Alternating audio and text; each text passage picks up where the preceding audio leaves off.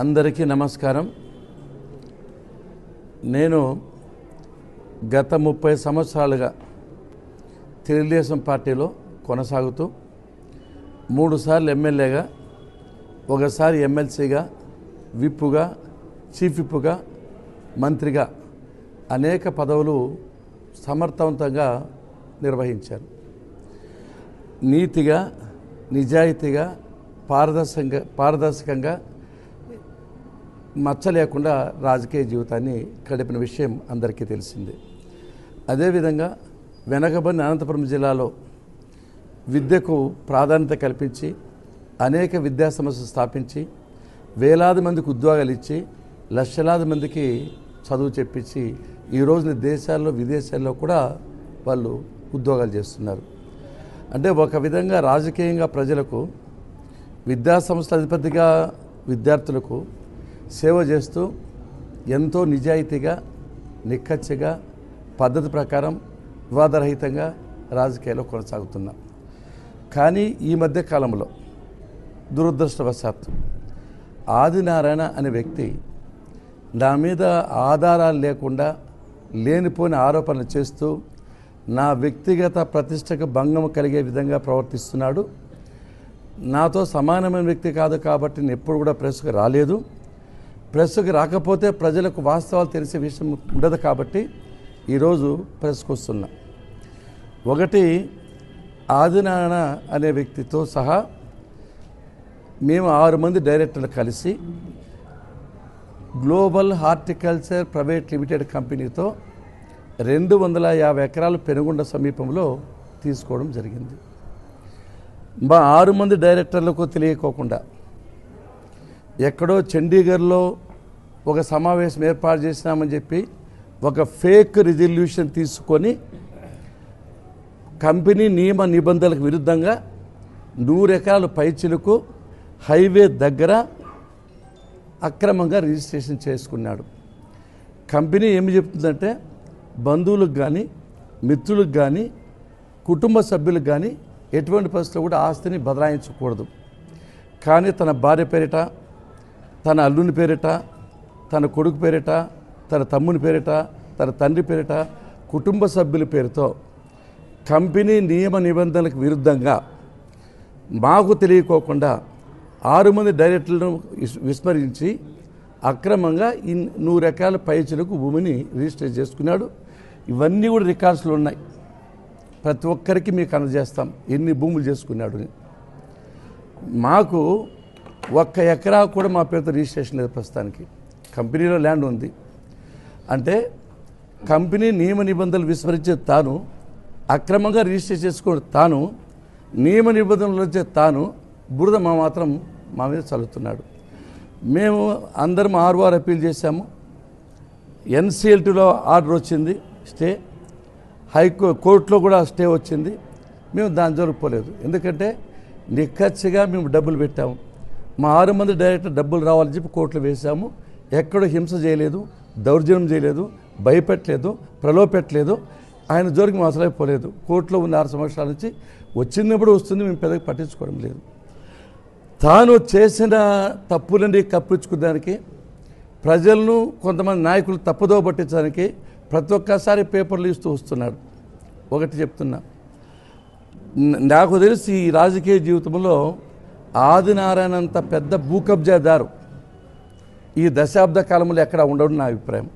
కారణం ఏమంటే ముదుగుబ్బ మండలం అడవి బ్రాహ్మణపల్లి తాండలో 170 ఎకరాలు గిరిజనులకు సంబంధించిన, పేద గిరిజనులకు సంపాదించిన ఆస్తులను తాను తన కుటుంబ సభ్యుల పేరుతో చేసుకున్నారు.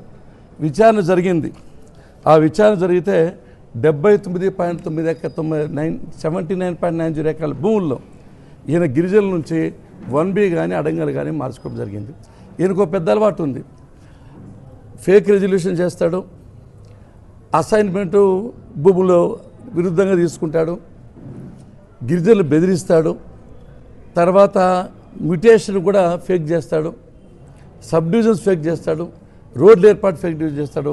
కుప్పలుగా బండ్లకు, లారీలకు అభియోగాలు ఉన్నాయి. ప్రతి ఒక్కటి పేపర్లో కూడా ప్రతి ఒక్కసారి అరాచక శక్తి ఆదినారాయణ యాదవ్ అసైన్డ్ భూమి అమ్మకాలపై తాకీదు జారీ, అదాని పవర్ ఫండ్లకు అడ్డగింత. అదేవిధంగా ముఖ్యమంత్రి గారికి స్వయంగా రామకృష్ణ గారు కమ్యూనిస్ట్ పార్టీ కార్యదర్శి ఎక్స్ఎమ్మెల్యే గౌరవ రామకృష్ణ గారు సీఎం దగ్గర కూర్చొని అదొక ఫిర్యాదు చేస్తే దాని మీద ఎంక్వైరీ జరుగుతోంది. ఎంక్వైరీలో కూడా వీళ్ళు భూములు ఆక్రమించారని చెప్పి వచ్చింది. దాని మీద కూడా ప్రభుత్వం చర్యలు తీసుకుంటుంది.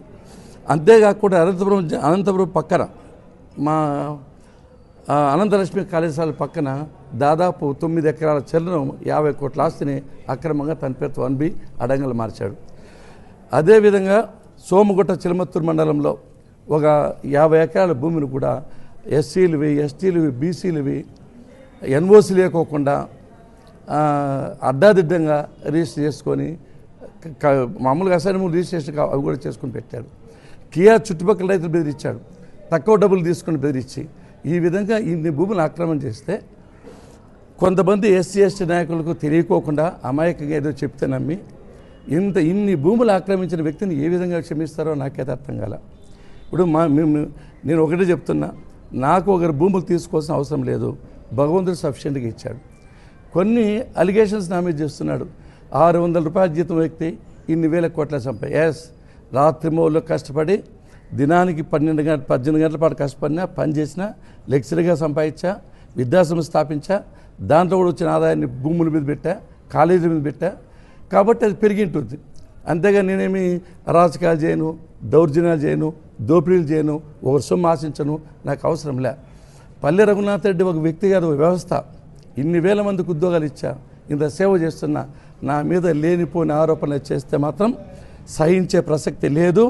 నేను దేనికైనా సిద్ధమే. ప్రభుత్వాన్ని అడుగుతున్నా, ఇన్ని అరాచకాలు జరుగుతున్నాయి కాబట్టి ఎంక్వైరీ ఏమి అడుగుతున్నా, నేను చేసింది ఏమని ఒక సెంటు భూమి నాది కాంది ఎవరిని ఆక్రమించింటే నేను ఉరిశిక్షకైనా సిద్ధమే, పార్టీ నుంచి తొలగేదానికైనా సిద్ధమే, ఏ శిక్షకైనా సిద్ధమే. నాకు అవసరం లేదు, ఎందుకంటే భగవంతుడు నాకు ఇచ్చాడు. ఎక్కడ కూడా అపకారం చేయను, అన్యాయం చేయను. పల్లె రఘునాథుడు ఒక సహాయం చేసింది తప్ప ఎవరు చనిపోయినా, యాక్సిడెంట్ అయినా, ఇల్లు కాలిపోయినా, హాస్పిటల్ ఉన్నా బంధువులు రారు, 108 రాదు, దేవుడు రాడు. పల్లె రఘునాథుడు పోతాడనే ఆనవాయితీ మా ప్రజల్లో ఉంది. నియోజకవర్గాన్ని 30 సంవత్సరాలుగా పరిపాలిస్తున్నా, ఒక చిన్న మర్ష లేదు, ఒకరిని ఆశించను. నేను ఇచ్చింది తప్ప తీసుకునే ఆలోచన నాకు లేదు. ఇన్ని వేల మందికి ఉద్యోగాలు ఇచ్చి, ఇన్ని లక్షల కోట్ల రూపాయల జీతాలు ఇచ్చి నాకు ఈ చిన్న పనులు చేసే అవసరం లేదు. పద్ధతి ప్రకారం ఉంటా, నిజాయితీగా ఉంటా, నిక్కచ్చిగా ఉంటా, ఒకరి జోలికి పోను. ఇంకో విషయం ఏమంటే, ఆనాడు ఏ పార్టీలో ఉంటా నాకైతే అర్థం కాదు. అంటే కొంతమంది చెప్తా అంటారు, ఎందుకు ఇన్ని కోట్ల సర్వేలు పెట్టి ఏ పార్టీ వస్తుంది సర్వేలు చేస్తారు. ఆనాడు చెప్తారు కదా, వాడు 2009లో 2014 కాంగ్రెస్లో ఉన్నాడు, కాంగ్రెస్ పార్టీ వస్తుంది చెప్పి ఇమ్మీడియట్గా 2009, 2010 తెలుగుదేశం పార్టీకి వచ్చాడు ముందుగానే. అంటే ఆయనకు ముందుగా తెలుస్తాను తెలుగుదేశం పార్టీ. తర్వాత 2019 తర్వాత వైఎస్ఆర్సీపీ వేయడం ఇమ్మీడియట్ తెలిసిపోతుంది. తర్వాత ఇప్పుడు మళ్ళీ బీజేపీకి చేరాడు, పార్టీ వస్తుందని చెప్పి. అంటే ఈ సర్వేలన్నీ వేస్ట్. వాడిని అడిగితే చెప్తున్నాను ముందుగానే ఏ పార్టీ వస్తుందని చెప్పి, ఆయన అడిగితే వస్తుందని చెప్పి అనవాయితీ ఉంది. ఏ పార్టీ ఉంటాడో తెలియదు, తనకు ఒక్కటే ధ్యేయం. అసలుకి ఆయన నేర స్వభావం. చిన్నప్పుడే 7వ తరగతి ఫెయిల్ అయిన తర్వాత ముదుగుబ్బలో మోటార్లు అమ్మేసి మోటార్లను వైర్ అమ్ముకునే వ్యక్తి. కల్తీ సీట్స్లో విపరీతంగా అన్యాయం చేసి ఎంతోమంది సస్పెండ్ అయ్యి ఒక 4 కొన్ని కోట్ల మిస్యూజ్ అంటే అది కూడా ఎంక్వైరీ జరుగుతుంది. అంతేకాదు ఈ భూముల ఆక్రమణ, అనంతపురం జిల్లాలో ఇన్ని భూములు ఆక్రమించిన వ్యక్తి ఎవరు ఉన్నాడు అంటే, అసైన్మెంట్ మామూలుగా 5 ఎకరాలు లోపిస్తారు ఒక కుటుంబానికి, లేదా 5 ఎకరాలు ఇస్తారు. దీంట్లో అసైన్మెంట్ భూములు 100 ఎకరాలు ఏ విధంగా రిజిస్ట్రేషన్ చేస్తున్నారో, ఏ విధంగా ఎంఆర్ ఆఫీసర్లు ఎండి సహకరిస్తుందో నాకైతే అర్థం కావడం లేదు. చాలా చాలా అన్యాయం, చాలా దారుణం. మా మీద ఆరోపణ చేస్తాం. నేను నష్టపోయిన నాకేం బాధలే, ఏమో 50 ఎకరాలు వస్తుంది, 50 ఎకరాలు పోతుంది. ఆజ్ఞాన నష్టపోయినా పెద్ద ఇబ్బందిలే, అది పెద్ద సమస్య కాదు. ఇన్ని 100 మంది అమాయకులైన ఎస్సీలు, ఎస్టీలు, బీసీలు, గిరిజనులు భూములు 1Bలు అడంగల్లో తీసుకుని ఆక్రమించిన వ్యక్తికి ఏ విధంగా సపోర్ట్ చేస్తారో ఈ కొంతమంది ఎస్సీ, ఎస్టీ నాయకులు, బీసీ నాయకులు ప్రశ్నిస్తున్నా. ఒకటే అడుగుతున్నా, ప్రజా సంఘాలతో విచారణ చేస్తారా చేయండి, లేదా కమిటీ ఏర్పాటు చేసి విచారణ చేసినా పర్వాలే, లేదా సిట్టింగ్ జడ్జితో విచారణ చేసినా పర్వాలే, లేకపోతే ముఖ్యమంత్రిగా సిట్ వేసి విచారణ చేసి ఈ అరాచకాలు, అక్రమాలు, దౌర్జన్యాలు చేసిన వ్యక్తుల మీద చర్య తీసుకోవాలని చెప్పి నేను ప్రభుత్వాన్ని, ముఖ్యమంత్రి గారిని కోరుకుంటున్నా. ఎందుకంటే ఇది నా సమస్య కాదు, మాది కోర్టులో ఉంది. నేను ఎప్పుడు కూడా దౌర్జన్యం చేయాలనుకోవాలా. ఏదో వేధించినట్ట, ఏం వేధించినాము, ఆయనకి ఫోన్ చేసినానా, బెదిరించినానా, నా భూమి నాకు కావాలని కోర్టులు వేశారు. ఎన్నాళ్ళని కానీ నేను శాంతియుతంగా దౌర్జన్యం చేయకుండా పద్ధతి ప్రకారం చేయాలని చేస్తున్నాను తప్ప ఎక్కడ కూడా ఇంటర్ఫియర్ కాల. కోర్టులో ఉండి తను అమ్మాడు, కంపెనీ భూములు అమ్మకూడదు, అయినా ఓర్చుకున్నాం. ఆ కంపెనీని వేరేవాళ్ళకి బాడికి ఇచ్చాడు, అది కూడా ఓర్చుకున్నాం. ఆ కంపెనీలు వేరేవాళ్ళు కంపెనీలు పెట్టారు, అయినా ఓర్చుకుని దానిపోలే. ఎప్పటికైనా మా ఆస్తి మాకు వస్తేనే మాకు వచ్చేది, నాది కాంతి ఒక సెంటు కూడా నాకు అవసరం లే.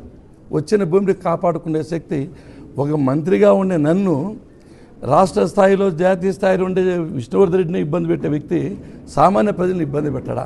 ఇది ఒక్కసారి మీరు ఆలోచన చేయాలి. అంటే ఏమాత్రం వ్యక్తిత్వం లేకుండా లేనిపోని ఆరోపణలు చేస్తూ ఉన్నది లేనట్లు లేని ఉన్నట్లు గోరంతలో కొండంతలు నాతో సమానమైన వ్యక్తి అయితే నేను పోరాడచ్చు. ఆ వ్యక్తిని గురించి పేరు కూడా చెప్పాల్సిన అవసరం లేదు. కాకపోతే ప్రతి ఒక్కసారి మీ ఏర్పాటు చేయడము, నాకేదో అన్యాయం జరిగిందని చెప్పడము, గగ్గోలు పెట్టడము ఇదంతా కరెక్ట్ అని పద్ధతి కూడా కాదు. ముఖ్యమంత్రి గారిని కలిసి ఇంతకుముందే రామకృష్ణ గారు కలిశారు, నేను కూడా లేఖ రాస్తున్నా, నేను కూడా ముఖ్యమంత్రిగా చెప్పబోతున్నా. ఇమీడియట్గా దీని మీద సిట్ వేసి విచారణ జరిపి 100 కుటుంబాలకు చేసిన ద్రోహానికి ఎవరు తప్పు చేసిన వాళ్ళు శిక్షార్హులు. కాబట్టి దీన్ని ఛాలెంజ్ చేస్తున్నా. అందరికీ ఒకసారి ప్రజానాయకులకు ప్రజలకు చెప్తున్నా, పల్లె రఘునాథ్ రెడ్డి ఒక నీతి నిజాయితీతో బతుకుతాడు, కష్టపడి పని చేస్తాడు, ఒక వివాదాల జోలికి పోను. కాకపోతే అదే పనిగా కొంతమంది దీని వెనక కూడా కొంతమంది వాళ్ళు కూడా నాకు తెలుసు, అది కూడా బయటకు వస్తుంది. ఒకటే చెప్తున్నా పత్రికలకు కానీ ప్రజలకు కానీ వాళ్ళకి కానీ, నేను తప్పు చేయను, తప్పు చేయవలసిన అవసరం నాకు లేదు.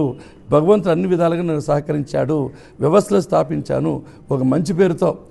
ఒక విధంగా చెప్పాలంటే అనంతపురం జిల్లాలో ఆర్డిటి తర్వాత సత్సాయి తర్వాత ఎక్కువ మంది ఉద్యోగాలు ఇచ్చిన సంస్థ నాది. నేను కష్టపడుతున్నా, ఒక ఆశించాను నేను. ఈవెన్ పార్టీ డొనేషన్స్ కూడా నేను తీసుకునే ఎలక్షన్స్. అటువంటి వ్యక్తిని ఎల్లప్ప పుల్లప్ప చెప్పినట్లు నా మీద ఆరోపణ చేస్తే కరెక్ట్ పద్ధతి కాదు.